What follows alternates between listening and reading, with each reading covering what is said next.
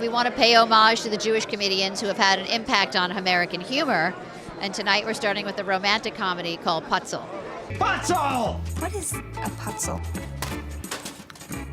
A little putz? It's a little bit of a fable about a boy who grew up in a small town that just happens to be the Upper West Side of Manhattan. So, small town in the middle of the big city. It is sort of a universal story, and it's not just a Jewish story in a bagel shop. It's a universal story about a boy and a girl, and a boy who kind of needs to grow up. Eat away in a stolen car. Turn to a stranger. Take his hand.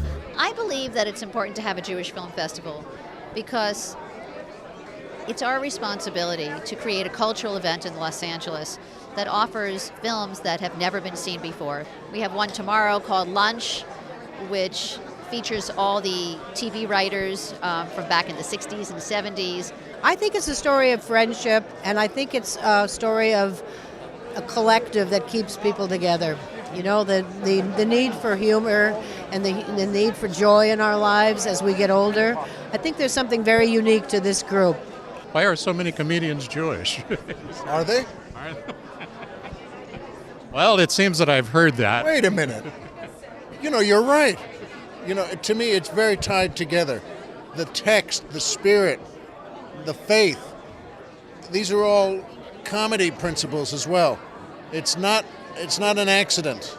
Closing night, we're showing a world premiere of a film called When Comedy Went to School, which is about the Jewish comedians who all started in the Catskills. A time when a vacation meant a trip to the mountains. The Catskills was the breeding ground for the stand-up comic. We have a couple of programs that focus on, as we call them, Jewish icons. And one of them is Neil Diamond.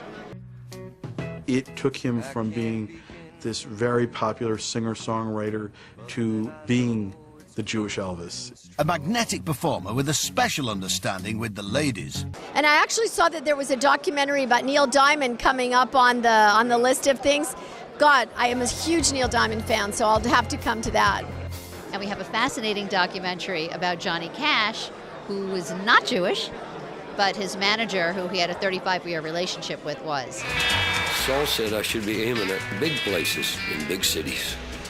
Growing up, I only saw my father a couple of weeks at a time. Then he would be gone again, on tour with Johnny. I fell into a burning ring of fire. It's great to have a circuit like this that we can be on and show them and really be appreciated with audiences that really understand where we're coming from. Political, social, comedic. It's very unique.